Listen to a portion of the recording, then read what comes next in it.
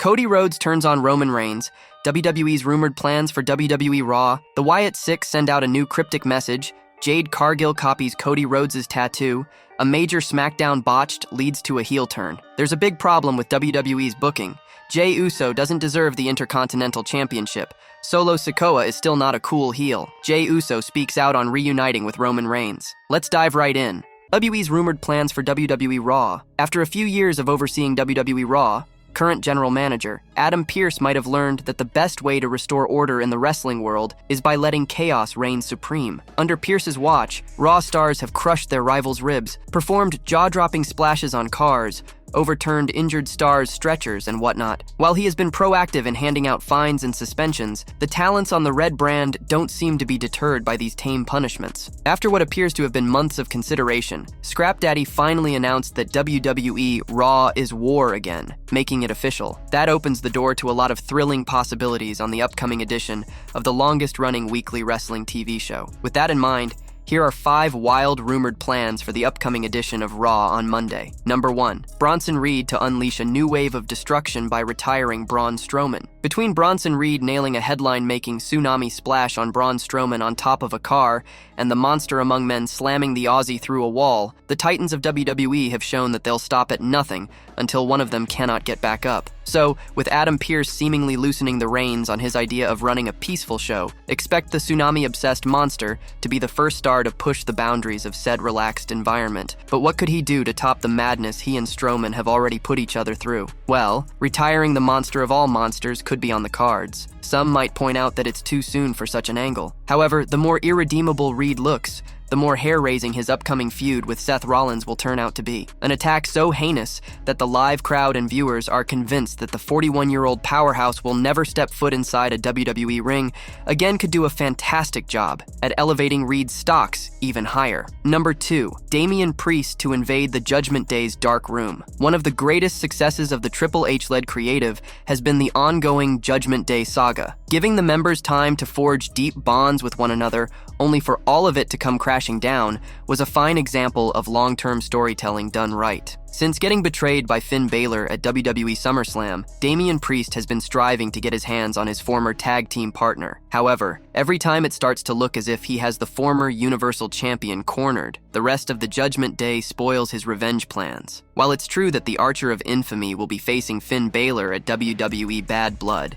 it's almost a guarantee that the match will be anything but strictly a one-on-one affair. Therefore, in order to cast terror in the hearts of Balor's stablemates, the former World Heavyweight Champion could invade the villainous faction's infamous dark room. Wrecking the room and possibly attacking one or more members of the Judgment Day could be a solid way for Priest to remind them that he knows where to find them. That could be a warning stern enough for the heels to keep themselves out of the upcoming grudge match. Number 3. Braun Breaker to continue putting names on the dreaded injury list. In terms of injuries, 2024 hasn't been kind to the WWE superstars on Raw. From Seth Rollins still healing from an injury he incurred in January, to CM Punk being forced to stay out of action for over half a year, the injury list seems to be in contention for the heel of the year. Now that Raw is war, expect the local medical facilities near WWE arenas to welcome frequent arrivals. If the last few months are any indication, Braun Breaker is among the driving forces for wrestlers' recent trips to Hurtville. It's true that the reigning Intercontinental Champion has a title defense scheduled for this Monday, but who's to say that he'd be satisfied by simply pinning Jey Uso? Furthermore, what's the guarantee that he'd call it a night after taking out the face of the Yeet movement? With Adam Pearce no longer bugging him to tone things down, Breaker can easily roam the arena and create havoc left, right, and center.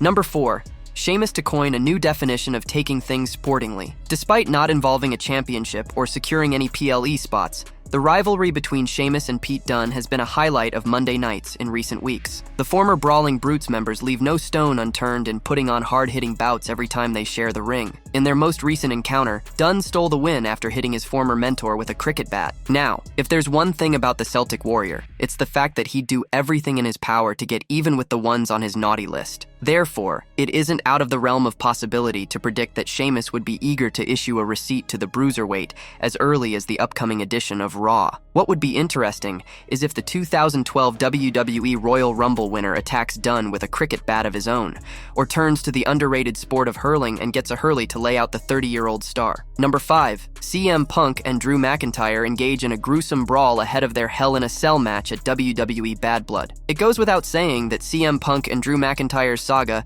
has been one of the top WWE storylines this year. What's impressive is that their first singles match happened nearly 7 months into their heated feud. Now, they are all set to settle their animosity inside the barbaric Hell in a Cell. However, with WWE Bad Blood still about 2 weeks away, and both Punk and McIntyre being on Raw this Monday, a massive physical confrontation seems to be on the horizon. Over the last few months, fans have seen the Scottish Warrior and the Second City Saint come up with different ways to get the better of each other. Now, it's time for them to engage in a spine-chilling brawl that spans the ring, the stage, and the backstage area. If that is indeed the direction for Monday's Raw, then WWE should go a step further and have either one or both the wrestlers bleed. That would be an effective way of reassuring the fans that Punk and McIntyre are bound to put on the most violent Hell in a Cell match in recent history.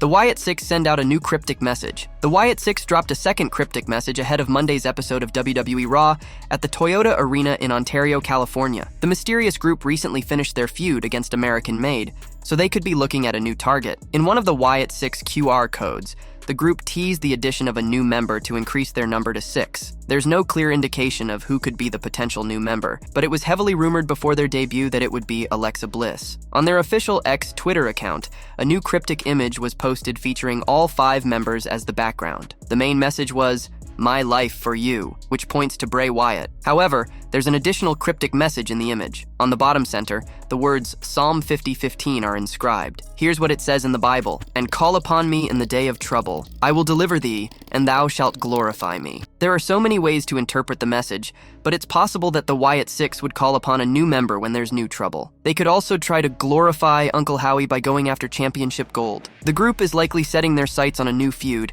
after taking care of Chad Gable and the rest of American Made. Jade Cargill copies Cody Rhodes' tattoo. After joining WWE in 2023, Jade Cargill has already made a huge name by becoming a 2-time WWE Women's Tag Team Champion. The SmackDown star recently took to social media to reveal a new tattoo, referencing Cody Rhodes' ink. Cargill took the pro wrestling world by storm during her time in AEW by becoming the longest-reigning TBS champion. Although she has yet to win a major singles title in World Wrestling Entertainment, the 32-year-old is proving her worth in the tag team division at the moment. Jade Cargill recently took to her Instagram stories to reveal a new neck tattoo. She jokingly wrote that it was her Cody Rhodes tattoo, referencing the American Nightmare's neck ink. "My Cody tat," she mentioned. However, it seems to be a temporary tattoo as Cargill uploaded a series of stories on her Instagram, showcasing her day out with her husband, Brandon Phillips, and their daughter. They were seemingly hanging out at a play zone where the SmackDown star could have gotten the temporary tattoo. During an edition of the Masked Man show, Jade Cargill said that ever since she signed with WWE, she needed to always be on the road and show her 100% in front of the fans, despite the hardships of traveling almost every day. Cargill also mentioned that she was not used to this schedule as it was completely different from her time in All Elite Wrestling. I think that's crazy. You have to go out there. You have to perform. You have to be 100% in front of all these people, regardless if you're jet-lagged. That is very much different for me because I was so used to working 1 day a week, maybe 2 days a week, traveling in same day and leaving the next morning as early as I can, said the former WWE Women's Tag Team Champion. Many fans want WWE to push Jade Cargill as a singles star. It will be interesting to see what the creative has planned for the current one half of the Women's Tag Team Champion's future. A major SmackDown botched leads to a heel turn. This week's episode of WWE SmackDown had several high-profile matches, including a tornado tag team match between Tiffany Stratton, Nia Jax, Naomi, and Bayley. The match's finish was a controversial one, since both Naomi and Bayley were able to pin Nia Jax, but Naomi's feet were under the rope whilst Nia's were on them. This wasn't actually a botch, as a tornado tag team match doesn't include rope breaks,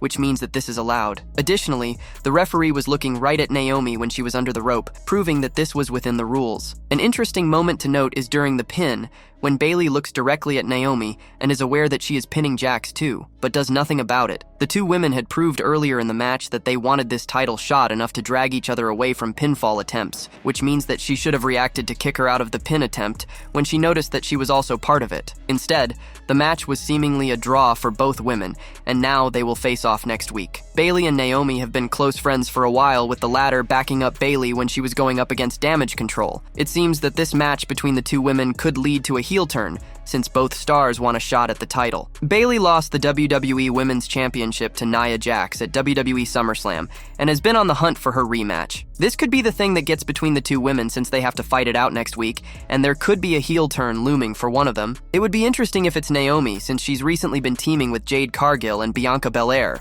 There's a big problem with WWE's booking. EC3 has wrestled for several promotions over the last few years, including the NWA, Ring of Honor, TNA, and WWE. The 41-year-old recently opened up about a long-term issue that was still ongoing in WWE today. The phrase 50-50 booking is used to describe a wrestler's creative direction when they win and lose a similar number of matches. For example, if someone wins on television and then loses a week later, fans might criticize the creative team for preventing them from gaining momentum. Many fans have praised WWE Chief Content Officer Triple H for changing the on-screen product since replacing his father-in-law, Vince McMahon, in 2022. However, EC3 said on Sportskeeda Wrestling's The Wrestling Outlaws that some problems remain even to date. It's kinda like no matter what you do, this is the old mentality. I think morale has improved greatly, but nothing matters. You can get great reactions and nothing matters because it's just week to week to week to week the same thing. Well, you won last week, so now you gotta lose this week. They'll get a win. They gotta get their win back,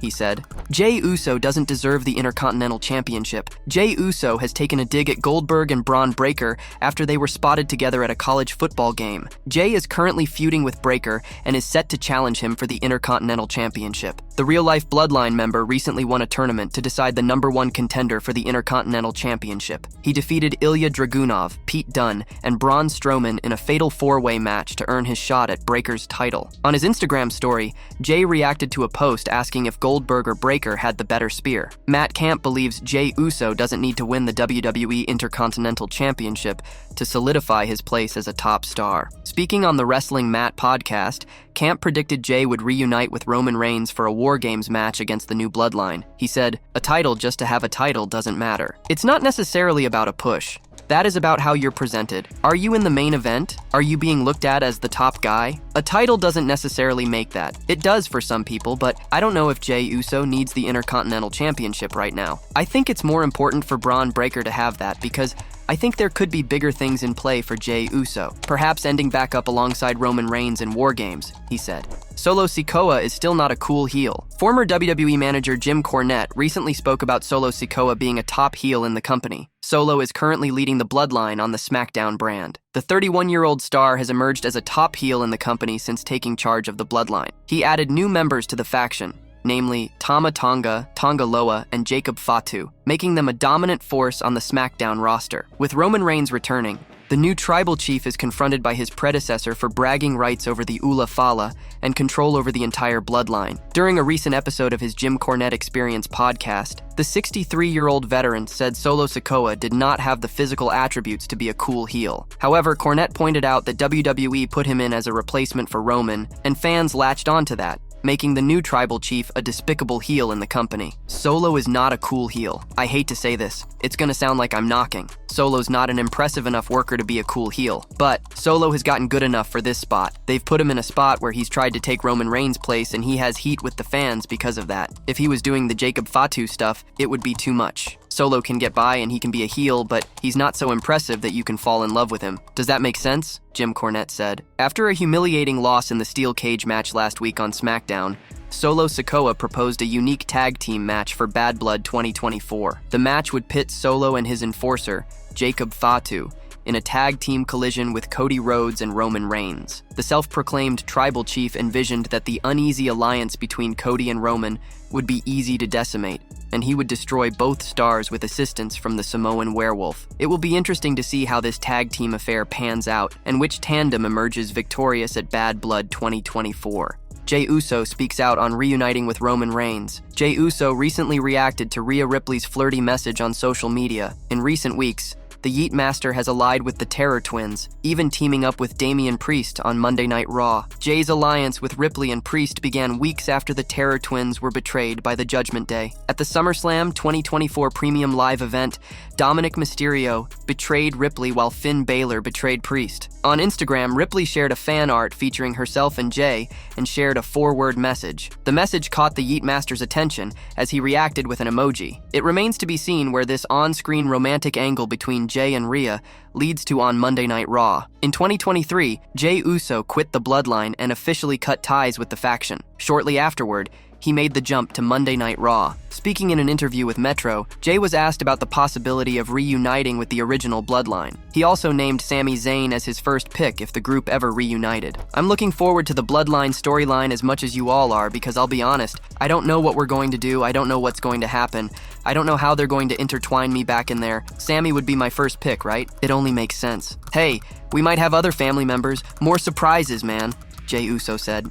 Cody Rhodes turns on Roman Reigns. Roman Reigns and Cody Rhodes teaming up in WWE is hardly expected to give fuzzy feelings to fans, as their attitudes make it clear that this is an uneasy alliance. However, a Hall of Famer thinks that Cody may be the one with the surprise planned at this point. The original tribal chief has been helping out the American Nightmare lately in the latter's feud against the Bloodline. This has led to a rather uncomfortable partnership between the two, as they have a bigger threat at the moment. A tag team match with them against Solo Sikoa and Jacob Fatu has also been announced for the upcoming Bad Blood Premium Live event. While many are distrustful of Reigns at the moment, Teddy Long believes it would make a better storyline if Cody turned on the original tribal chief first. Speaking on Sportskeeda's The Wrestling Time Machine, hosted by Mac Davis, the WWE Hall of Famer said, "You know what? I would reverse that. I would be giving the people what they're not expecting. I'd have Cody turn." According to Teddy Long, fans are quite on the fence about Roman Reigns' future in WWE. On the same episode of Sportskeeda's The Wrestling Time Machine, hosted by Mac Davis, the Hall of Famer was asked about the audience reaction in the arena,